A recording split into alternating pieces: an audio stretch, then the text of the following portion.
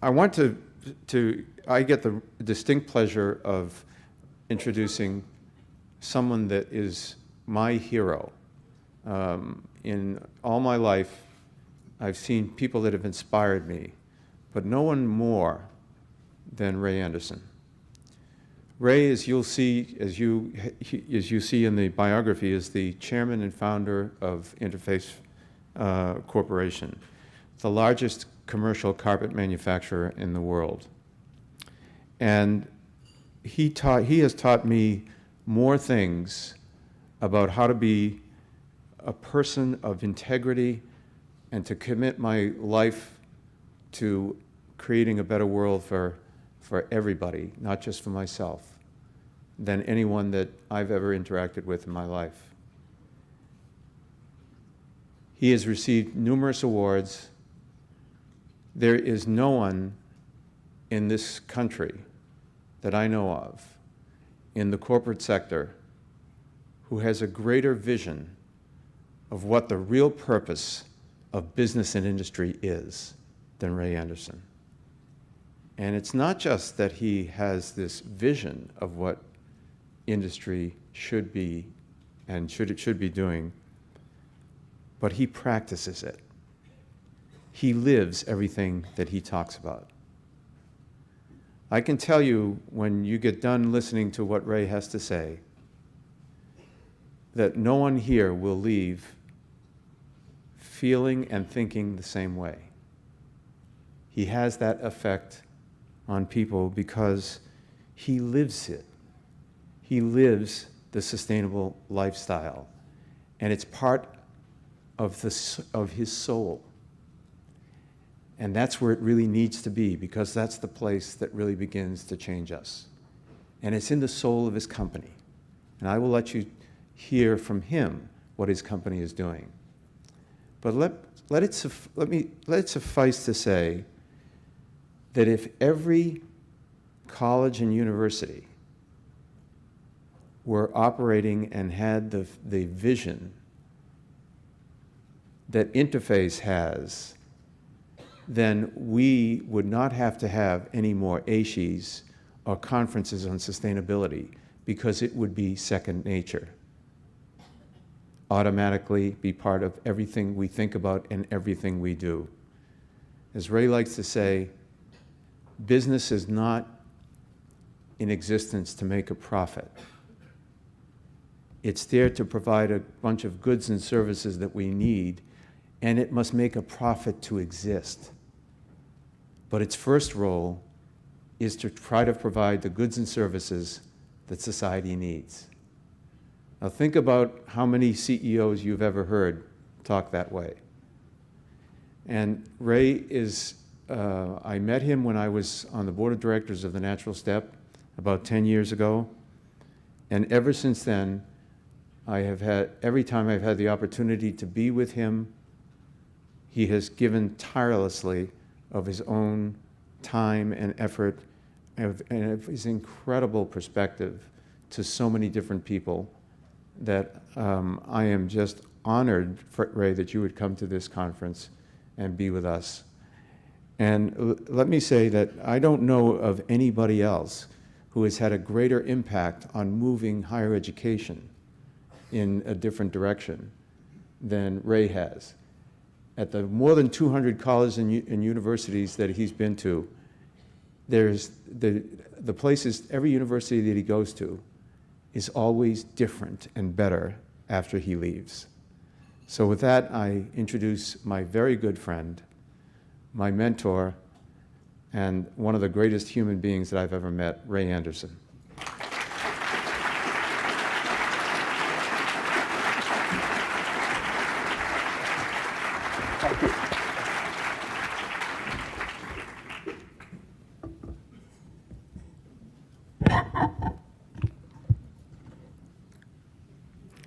Well, Tony, you went a little bit further over the top than usual.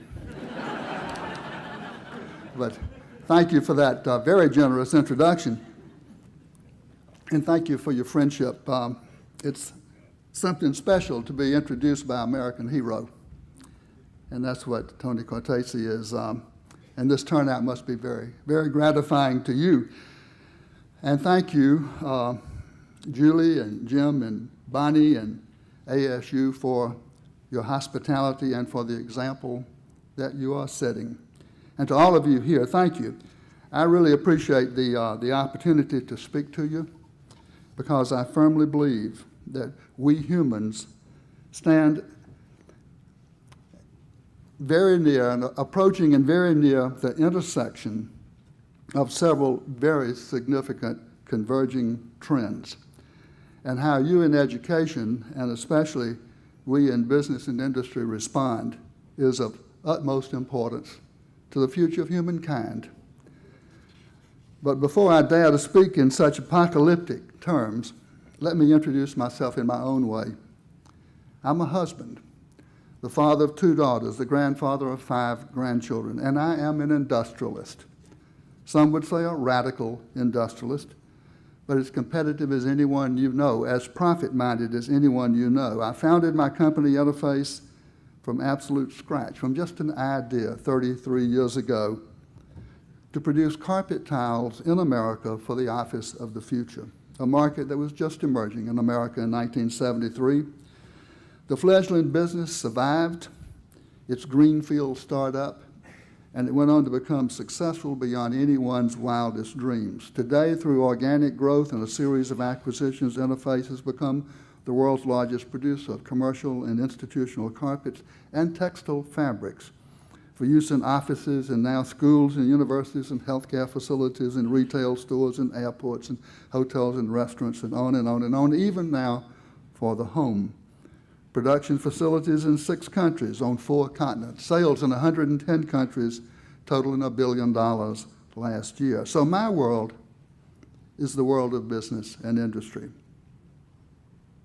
May I then invite you to come with me now in your mind's eye into my world, into an industrial setting, and see sustainability in action. A mechanical engineer is commissioned to design a production line to produce the same product at the same production rate as the production line he designed and built 10 years before. The process requires the pumping of a lot of viscous liquid. This time he designs it to use 93% less horsepower, 1/14 as much. How can this be possible? He was a good engineer then, as he is now. This time he specifies big pipes and small motors to pump the viscous material rather than small pipes and big motors. He arranges to install the big straight pipes first rather than installing the production line first and then bending pipes here and there to fit them to the production line. He has largely defeated the pump's enemy, friction. He now knows that friction varies inversely with the 5th power of pipe diameter, and every bend in a pipe further increases the friction and decreases efficiency. Doesn't every engineer learn this in school? Apparently not. This is new thinking. And yes, the production line costs less to build than its counterpart, built 10 years before, and less to operate. The engineer has practiced whole system optimization, new thinking that has evolved in just the 10 years since that first machine. Another factory engineer, also thinking in new ways, calls his counterpart at the city in which his factory is located. Say, Patrick, the city has that unregulated landfill east of town. Any idea how much methane is coming off, going straight into the atmosphere? The city engineer replies, no, but I don't think it's much. Well, why don't you check? Okay, I'll get back to you. He checks, and he is amazed at how much methane there is and how offensive it is to the nearby African-American neighborhood. 20 circling vultures attest to that. The 2 engineers begin to collaborate, and a year later, a public-private partnership is solidified. The city commits $3 million in capital costs to capture and pipe methane 9 miles to the factory. The factory commits $50,000 to adapt 2 boilers, representing about 20% of the factory's total energy usage, to substitute the methane for the present natural gas. The 2 agree on a price for gas that's 30% less than natural gas per unit of energy. Calculations indicate the landfill will have a life of 40 years, which translates into a revenue stream for the city at present value of some $35 million for a $3 million investment. A further advantage emerges. As methane is drawn off, the entire landfill is drawn down, increasing its capacity to allow the city to postpone opening its next landfill for 15 years. This is win-win-win, new and synergistic thinking. To recap who has won, the city reaps a huge financial return on its investment, converting a waste stream into a revenue stream and postponing the cost of opening that second landfill for 15 years. A stinking public nuisance is eliminated and environmental injustice corrected. The factory reduces its energy costs. The earth is spared greenhouse gas emissions that contribute 23 times as much as carbon dioxide to global warming. Methane is that powerful as a greenhouse gas. Really 60 times as powerful, but remaining in the atmosphere a shorter time than CO2. The factory receives the benefit of a greenhouse gas offset of 23 times 20%, or 460% of its total energy usage, and now can declare its operations climate neutral. For a further modest investment in offsets, planting trees, and so forth, the factory can neutralize its entire supply chain's greenhouse gas contribution to global warming and declare its products now to be climate neutral for their full life cycle. An independent third party certifies this. The marketing arm of the factory realizes the market appeal of climate neutral and dubs its climate neutral products Cool Carpet, which becomes a huge marketing success, contributing incremental sales and lifting the company's image far more than advertising would have. Sure enough, we see that waste can be food, as in nature. A carpet factory manager in Southern California, where there's lots of sunshine, muses over the possibility of using photovoltaics to produce some of the factory's electricity. He scouts around and discovers that state assistance is available for such projects. Then he asks his accountant to work out the justification. Even with state assistance, the project doesn't pencil, according to the accountant, who's looking only at costs. But the manager doesn't give up. He asks his marketing and sales counterparts, "Can you sell solar-made carpet? Something the world never, ever heard of before?" "Bring it on," they say. And today, 120 kilowatts at peak sunlight, a photovoltaic factory-generated voltage is connected to the California grid and is producing electricity in such quantities that were the electrical current channeled into the tufting process of the factory, it would power the production of 1 million square yards per year of solar-made carpet, generating incremental sales, which the accountant overlooked in his preoccupation with costs. Decisions made in the round, another term for interdisciplinary, including marketing and sales, are better business decisions. This new thinking is brought on by technical innovation of the new industrial revolution, the solar revolution.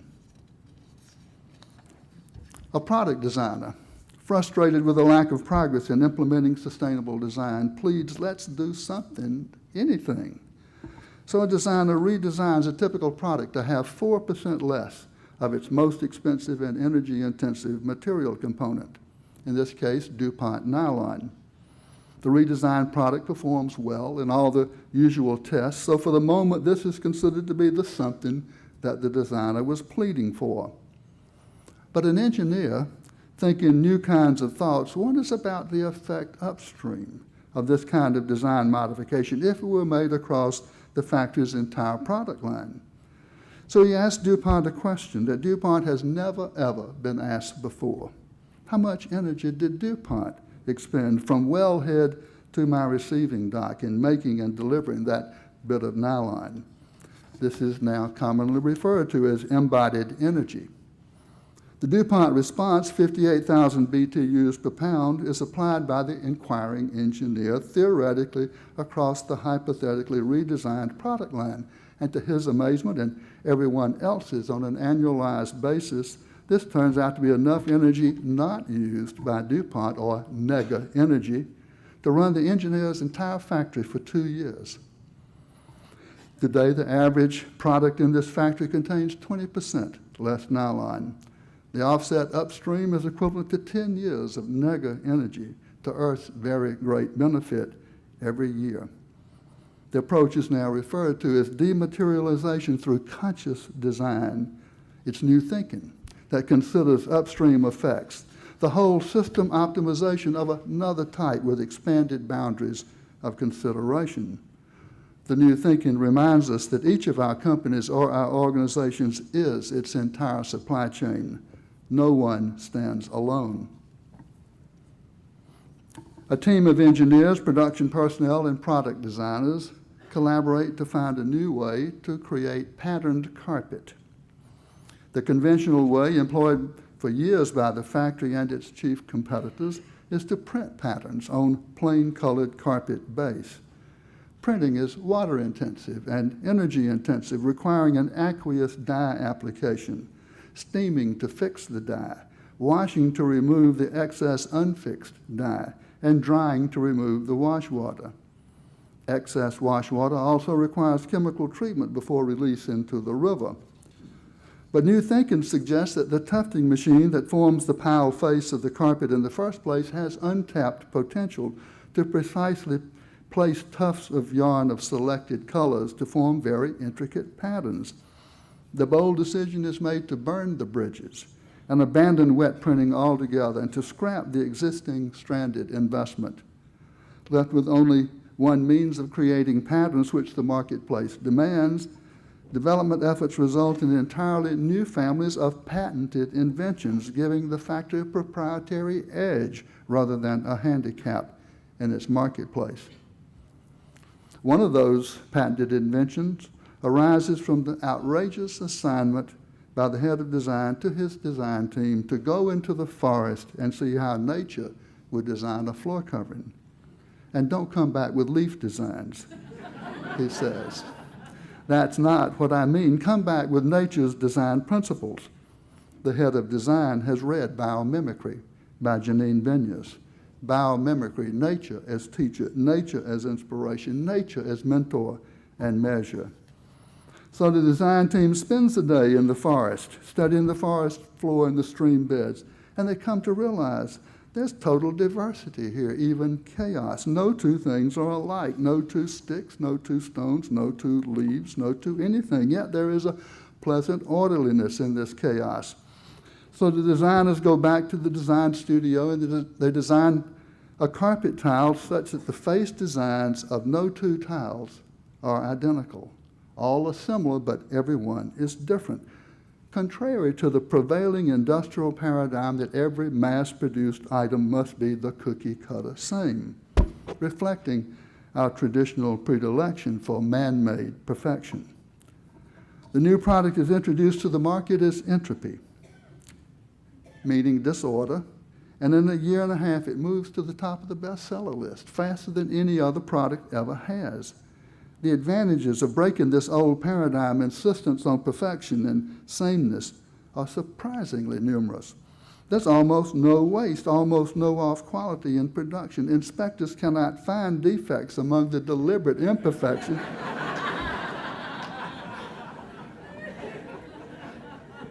of no two alike. The installer can install tiles very quickly now without having to take the traditional care to get the pile nap running all in the same direction. The less uniform the installation, the better. So you can just take tiles out of the box the way they come and lay them randomly. There's almost no scrap in the installation. The user, and even piece tiles can find a place in the installation. And then the user can replace an individual damaged tile without creating the sore thumb effect of a new tile that so typically comes with precision perfection.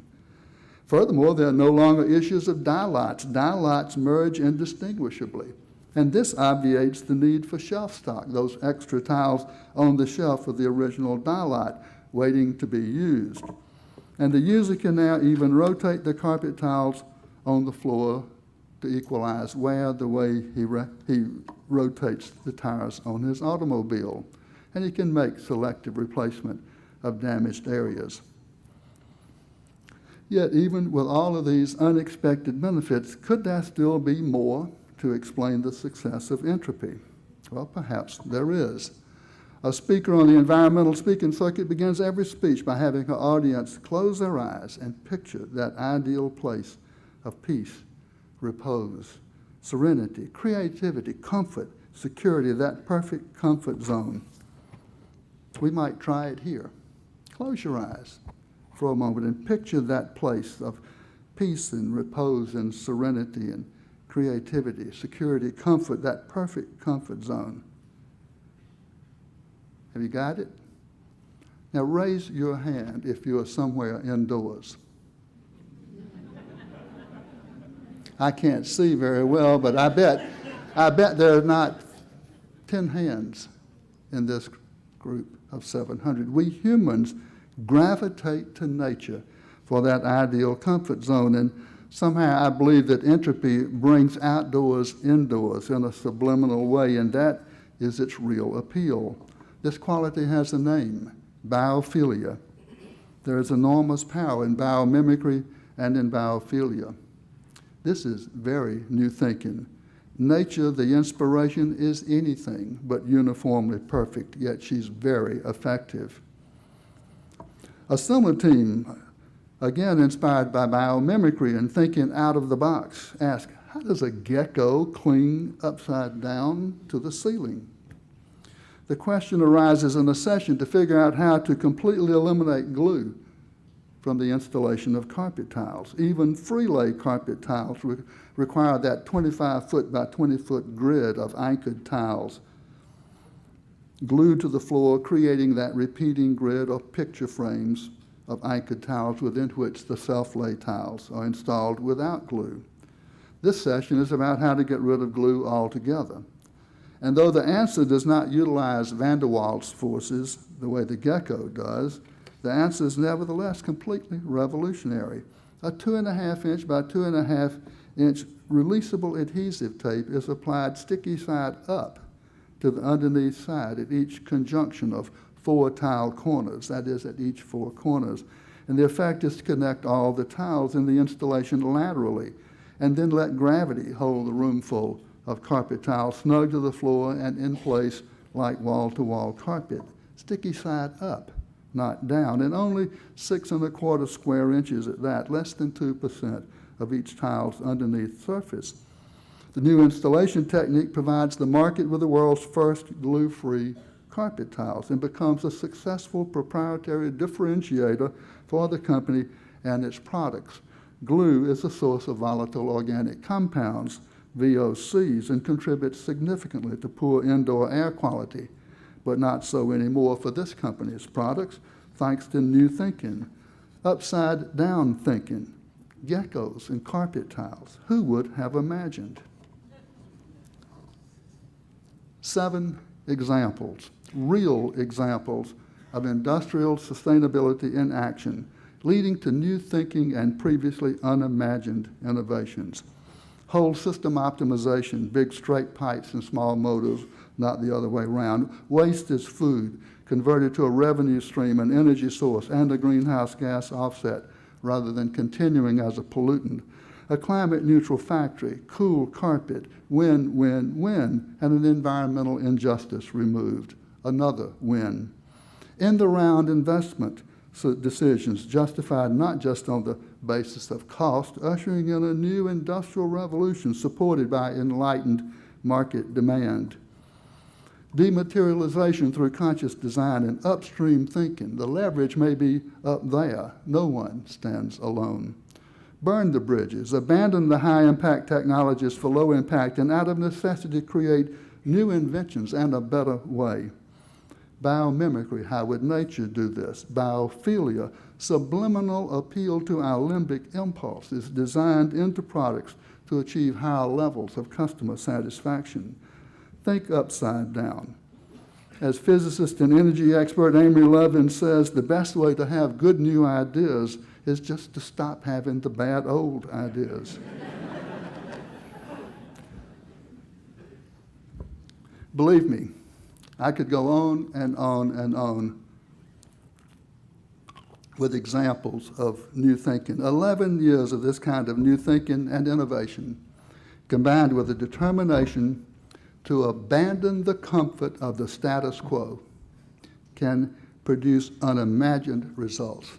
Yet it does not come naturally. It's only through extraordinary commitment. The status quo is a powerful opiate, is it not? Breaking with institutional inertia, we've always done it this way, is hard.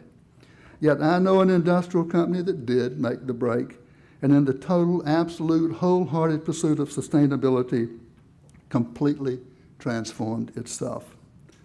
Consequently, I can report to you today that this company that was once so petro-intensive for its energy and raw materials that you could have said it was an extension of the petrochemical industry, has from that miserable starting place, with the new thinking I just described and a sense of shared purpose over the last 11 years, reduced its global net greenhouse gas emissions by 56% in absolute tonnage against its 1994.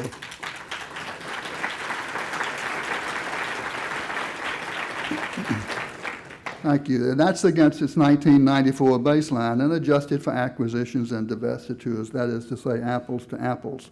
For comparison, the Kyoto Treaty, which the United States refuses to ratify, calls for 7% reduction by 2012.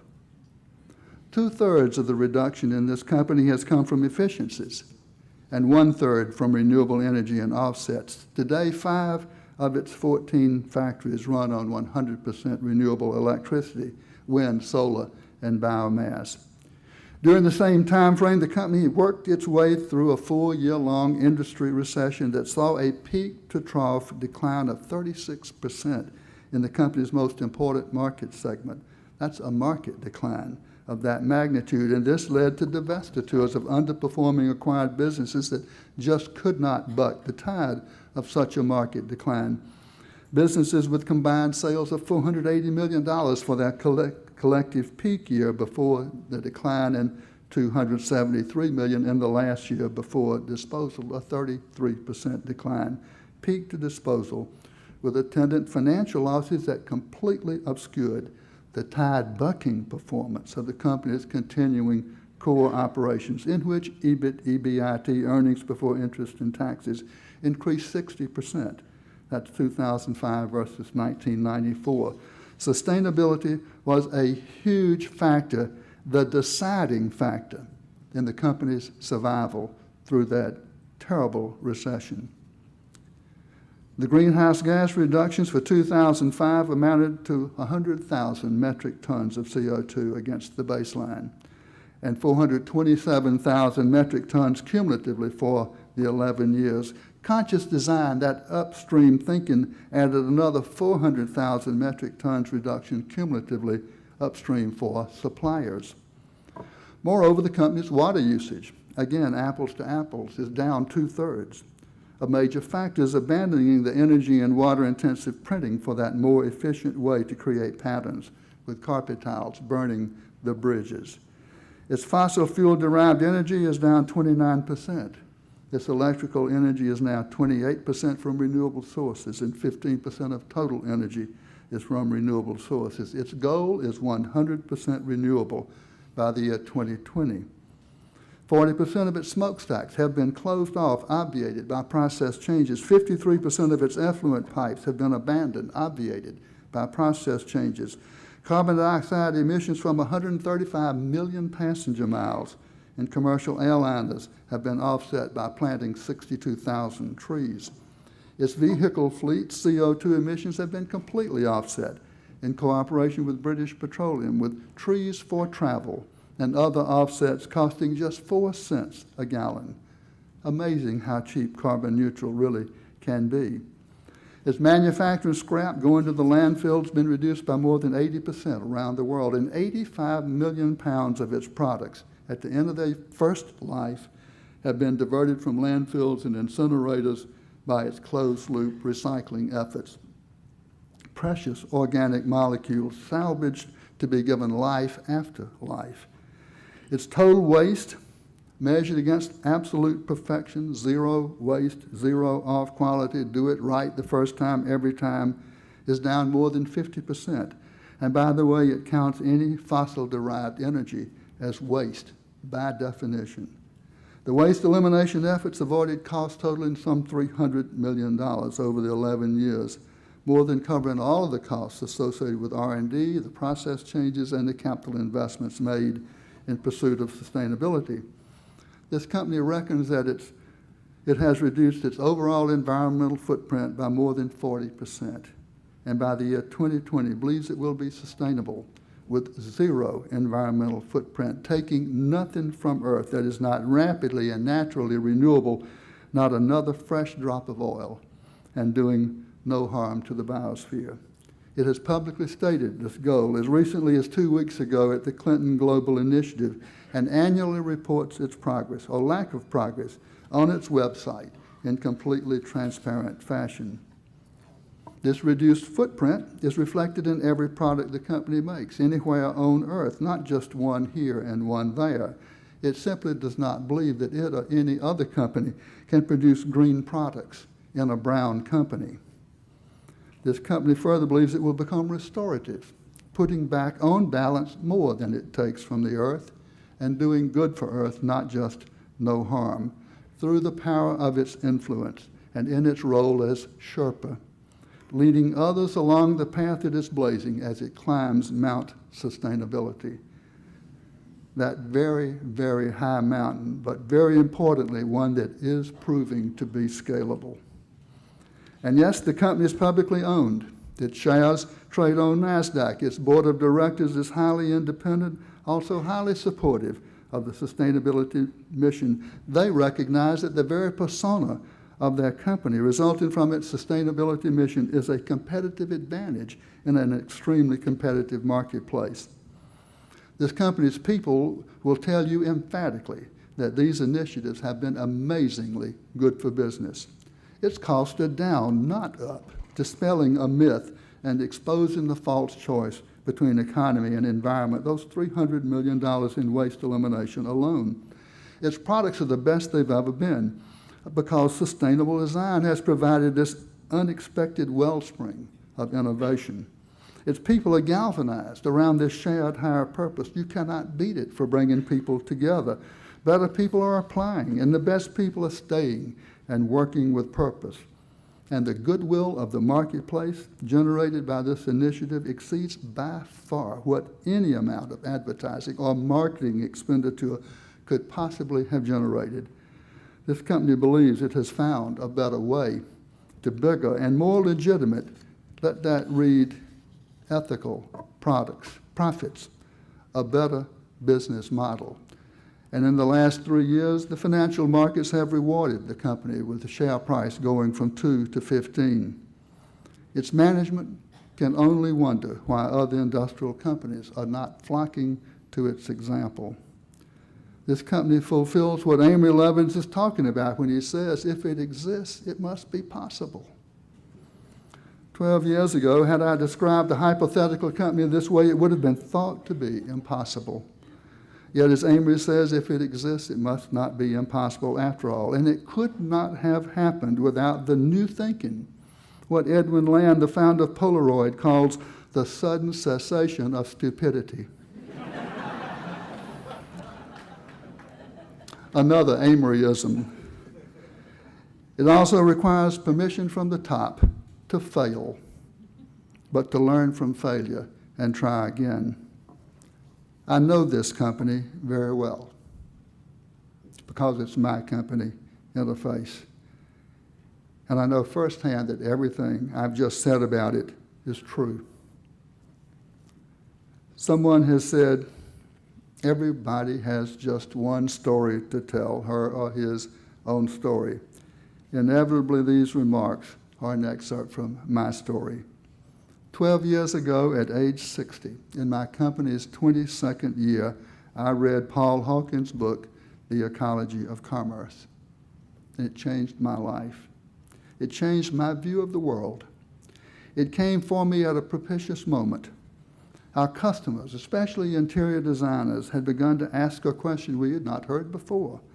What's Interface doing for the environment? So I had agreed, reluctantly, and I underline reluctantly, to speak to a newly assembled environmental task force of Interface people from around the world I had been asked to offer an environmental vision, and I did not have an environmental vision, and I did not want to address this awkward question. Awkward for me because I could not get beyond we obey the law, comply. And somehow I knew that comply was not a vision.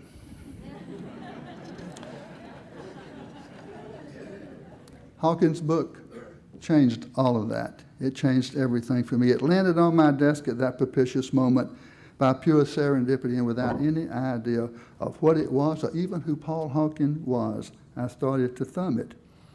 On page 19, I came to an arresting chapter heading, The Death of Birth. Whoa. I began to read.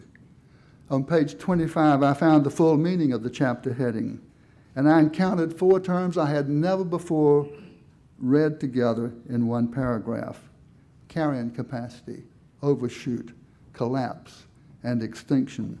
That is, the death of birth, species disappearing never ever again to experience the miracle of birth. I read, quote,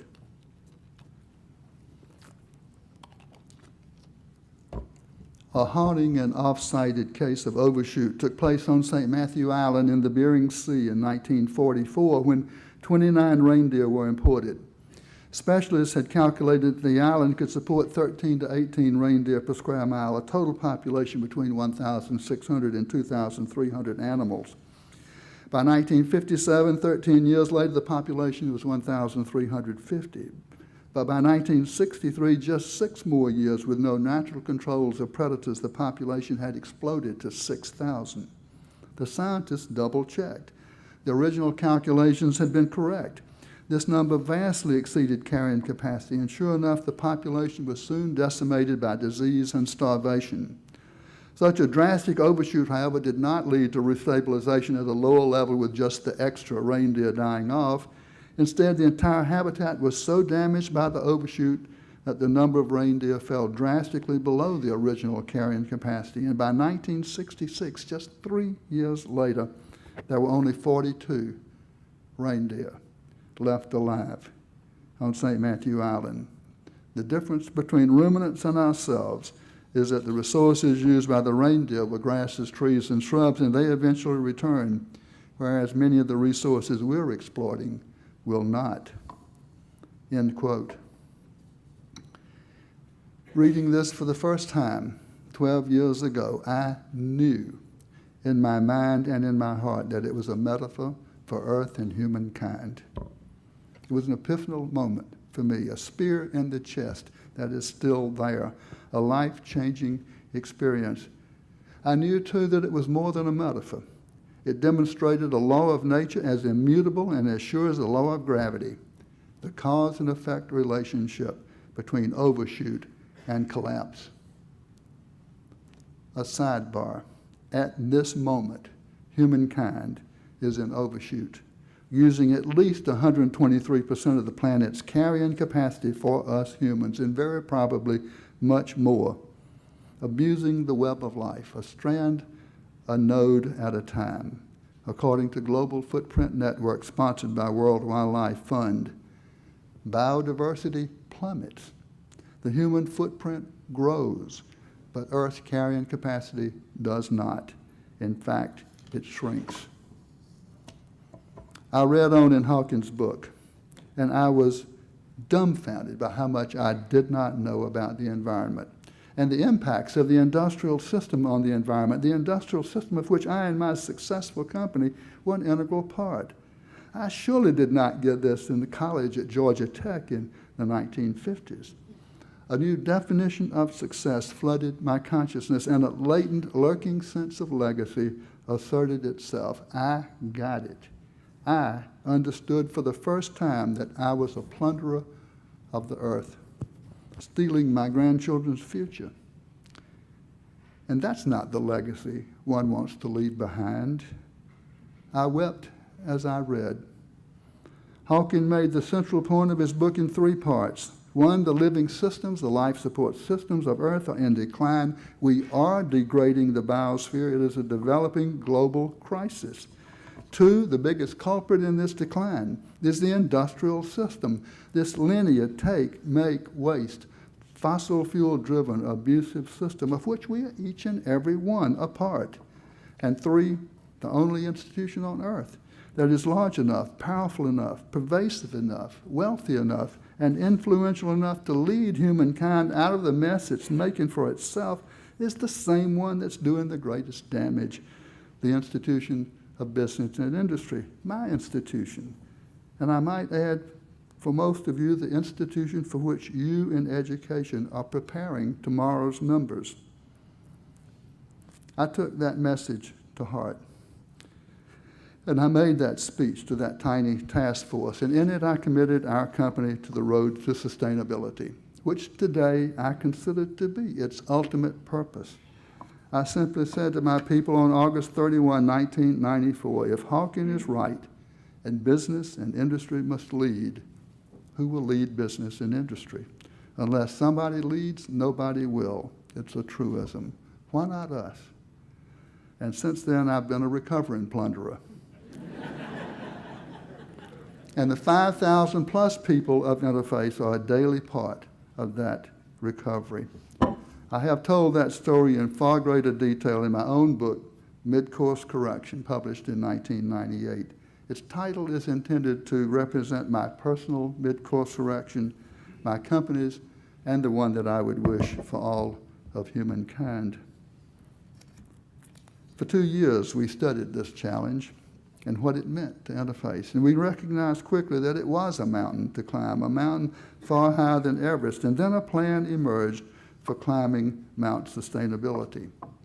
So how is this one petro-intensive company climbing this mountain?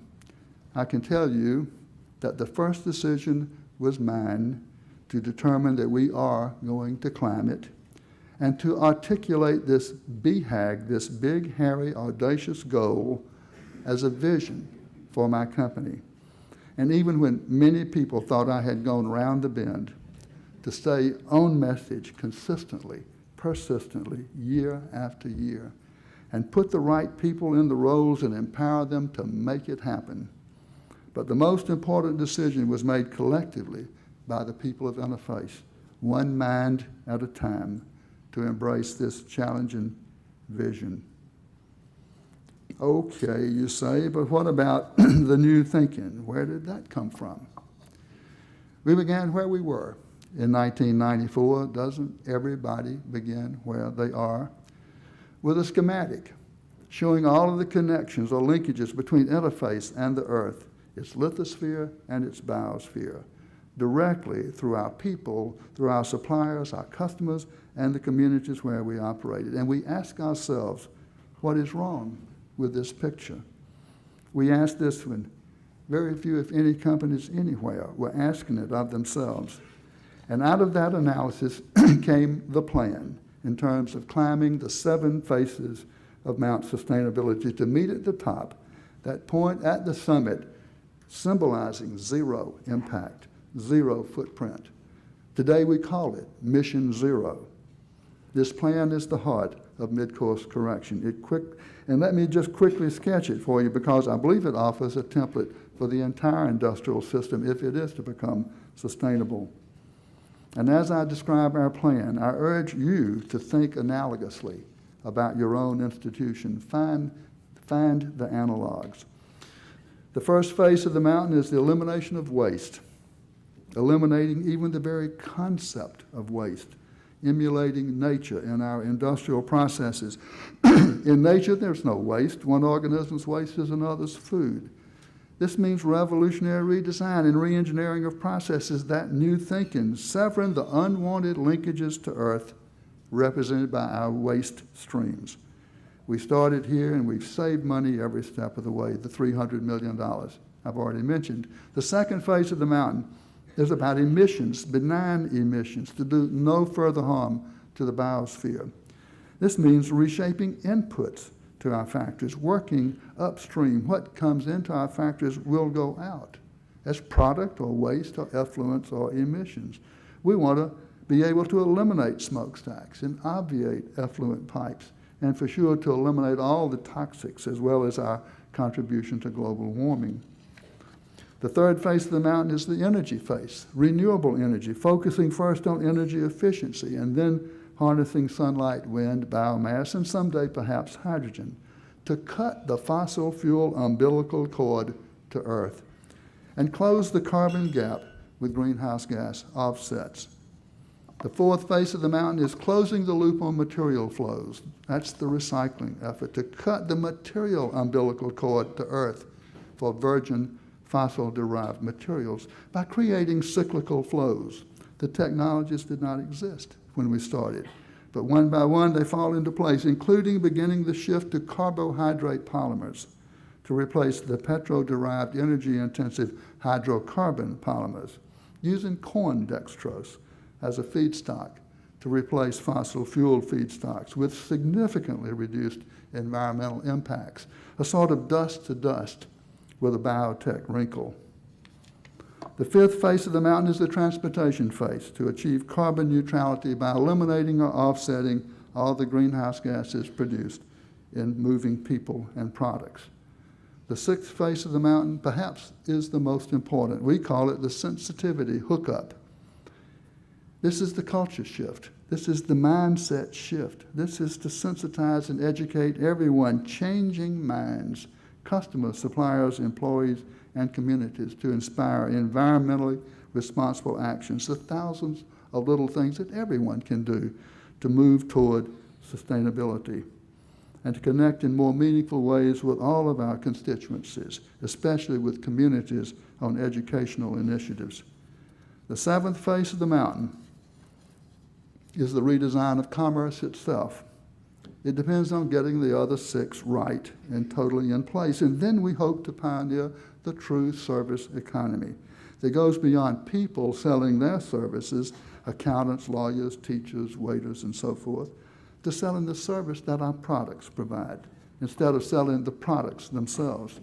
In the case of carpets, this means the selling the color, the texture, the design, the comfort underfoot, the acoustics, the cleanliness, the ambiance, the functionality, the intangible service, rather than selling the tangible product, and retaining ownership in the tangible means of delivery, giving those products life after life in closed-loop material flows, bringing about manifold improvement in resource efficiency by using stuff over and over. Success on all seven fronts, a successful climb on all seven faces will bring us to that summit, our goal, the prototypical company of the 21st century, modeled after nature. What will it look like? If I can put a picture into words, it will be strongly service-oriented by means of products that deliver service, even as nature delivers services. It will be resource efficient, wasting nothing. Cyclical, no more linear take, make, waste processes, digging up the earth and turning it into products that become waste from a landfill. It will be driven by renewable energy, minimized and afforded by means of efficiencies, and strongly connected to all its constituencies, communities engaged, customers engaged, suppliers buying into the vision, and to each other within the organization, all together an ecosystem with cooperation replacing confrontation that includes Earth in win-win-win relationships and way ahead of the regulatory process, rendering it essentially irrelevant, taking nothing from Earth's lithosphere that's not rapidly renewable and doing no harm to her biosphere. All the undesirable linkages gone, new vital linkages in place, sustainable and just, an example for all, and doing well by doing good, winning in the marketplace, but not at Earth's expense, and not at the expense of our descendants, but at the expense of the inefficient adapter, the competitor who just doesn't get it. And growing, yes, even in a no-growth world, should we come to that, by increasing value and market share, but not footprint, and with declining throughput of virgin materials eventually to zero. Only zero throughput of extracted natural capital is sustainable over evolutionary time, the true long run, in consideration of the thousands of generations of Homo sapiens yet to be. and the thousands of generations of the other species yet to be. Our goal to achieve our own zero footprint by the year 2020, Mission Zero. Doing well by doing good. Cause and effect and cause, all rolled into one positive feedback loop that is good for Earth. And this is how the triple bottom line of corporate social responsibility, the economy, the environment, and social equity, done right, will come together in one truly superior ethical and legitimate financial bottom line. And companies everywhere will want to emulate the example. And that is how an entire industrial system can move towards sustainability.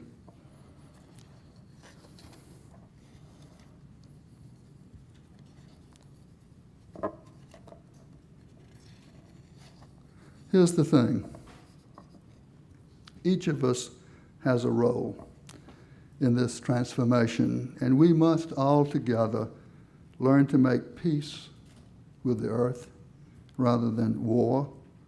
For to wage and win that war is to lose everything, and we must teach that peacemaking in our churches, our schools, our homes, and our workplaces.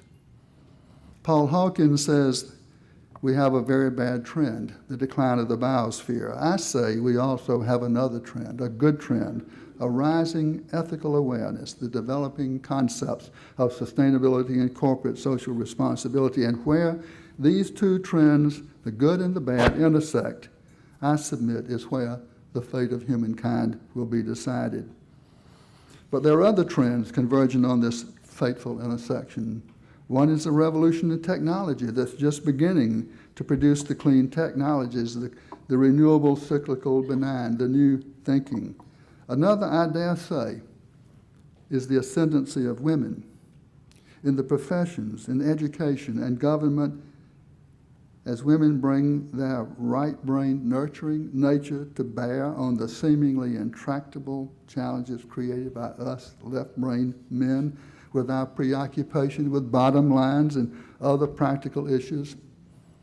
After all, it is the practical and the pragmatic that got us in this mess, and surely another kind of thinking is needed to get us out. I think Einstein said something like that. And then there is education and the role, the awesome responsibility that educators face at the intersection of these converging trends.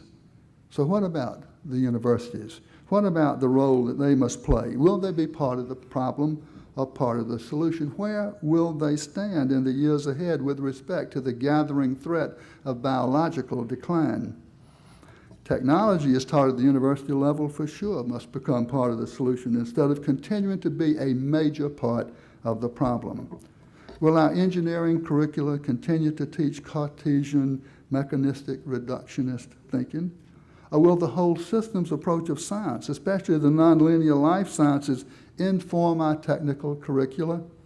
In other words, will life-sustaining and enhancing innovation be our goal, supported by a system-based, interdisciplinary educational approach that would teach students new ways of thinking and enable them to find new solutions to the problems that society faces today as a result of the old thinking. So, will our mechanical engineers continue to learn about internal combustion engines, or will they study fuel cells? Will our electrical engineers continue to learn about coal-powered central generating stations, or wind and photovoltaic and hydrogen and biomass distributed generation? Will our ceramic engineers still learn the traditional abusive heat beat treat methods, or will they study the abalone's natural nanotechnological method as it makes better ceramics, that mother of pearl nacre, than any man-made ceramic, and does it out of readily abundant minerals in seawater at 40 degrees Fahrenheit? Will our textile engineers still learn to make Kevlar with boiling sulfuric acid, thank you very much, or study the spider as it makes a 5 times stronger, more resilient textile fiber out of bugs at body temperature? Will our chemistry students learn to make the next PCB or CFC? Or will they learn green enzymatic chemistry in water? Will our architecture students continue to be taught that aesthetics and functionality are all that matter? Or will they learn to design for sustainability in all of its dimensions, including site selection, land use, energy efficiency, renewable energy, resource efficiency, renewable and benign material selection, that is to say, sustainable and ethical design?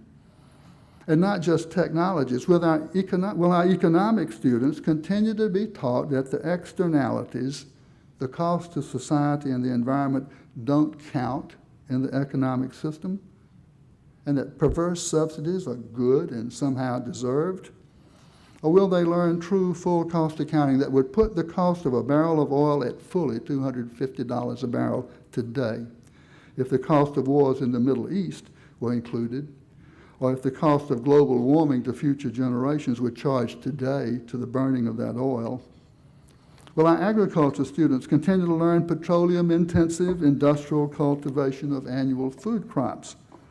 Or will they study Wes Jackson's methods at the Land Institute for producing organic, self-rotating, pesticide-free, fertilizer-free perennial crops, truly sustainable agriculture? Will our designers be taught that good design is when there's nothing else to add, or good design is when there's nothing else to remove, as when Michelangelo freed the David's perfect hand from the marble that imprisoned it? Will our law students be taught that compliance and defending their clients' bad behavior are their high calling, or will they be urged to go beyond compliance and insist that their clients come with them and embrace ethical behavior? Will our business students continue to be taught implicitly that the earth is theirs to exploit? Or will they learn environmental ethics as well as ethical human interaction? Furthermore, will our teachers continue to be taught the present outmoded destructive system so they can pass it on and perpetuate destruction for another generation or two or three? Or will our universities wake up to their responsibility to challenge the obsolete status quo in their curricula, to break with the opiate, we've always done it this way? Will curricula be locked in the past and more of the destructive same, or focused on a sustainable future? This year's third graders will be the graduating college seniors of 2020. The year Interface is targeting for zero footprint, total sustainability. What must those graduates have learned if they hope to work for Interface and other companies, and there are or will be many of them by then, aiming for that same target, sustainability? What must these students have learned if they hope to be part of creating a sustainable society into the indefinite future? Certainly not internal combustion engines and all the rest of that first industrial revolution thinking. My hope is that these remarks give you some glimpse of the enormous opportunity and fulfillment that lies in a new and better way. How the status quo must be challenged and a new paradigm, a new business model, doing well by doing good, be brought fully into existence and broadly adopted, beginning in your organization, in your institution, with your students. Because a very dear person is at risk here, frankly, at unacceptable risk.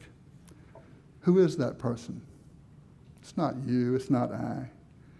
Let me introduce you to the one who is most at risk. I myself met this person in the early days of this mountain climb. On a Tuesday morning in March of 1996, I was talking to our people, as I did at every opportunity, this time in Southern California, trying to bring them along, and often not knowing whether I was connecting with them, any more than I know whether I'm connecting with you. But about 5 days later, I was back in Atlanta, and I received an email from Glenn Thomas, one of my people in that California meeting. He was sending me an original poem that he had composed after our Tuesday morning together. And when I read it, it was one of the most uplifting moments of my life, because it told me, by golly, one person got it. Here's what Glenn Thomas wrote, and here's that person most at risk. Please meet tomorrow's child. Without a name, an unseen face, and knowing not your time or place, tomorrow's child, though yet unborn, I met you first last Tuesday morn. A wise friend introduced us to, and through his sobering point of view, I saw a day that you would see, a day for you, but not for me. Knowing you has changed my thinking, for I never had an inkling that perhaps the things I do might someday somehow threaten you. Tomorrow's child, my daughter's son, I'm afraid I've just begun to think of you and of your good, though always having known I should. Begin I will, to weigh the cost of what I squander, what is lost, if ever I forget that you will someday come and live here too. Folks, every day of my life since then, tomorrow's child has spoken to me with one simple but profound message, which I presume to share with you. We are each and every one a part of the web of life. The continuum of humanity, sure, but in a larger sense, the web of life itself. And we have a choice to make during our brief visit to this beautiful living planet, to hurt it or to help it. For you, it's your call. Thank you.